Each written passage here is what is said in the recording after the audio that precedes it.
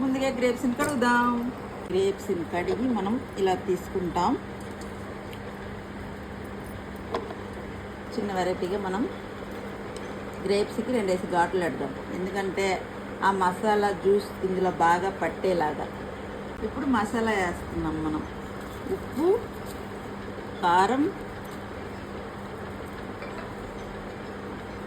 చిన్న మిరియాల పౌడర్ కూడా వేస్తున్నాం.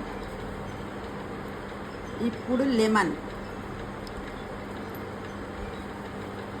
దీన్ని బాగా మిక్స్ చేస్తున్నాం.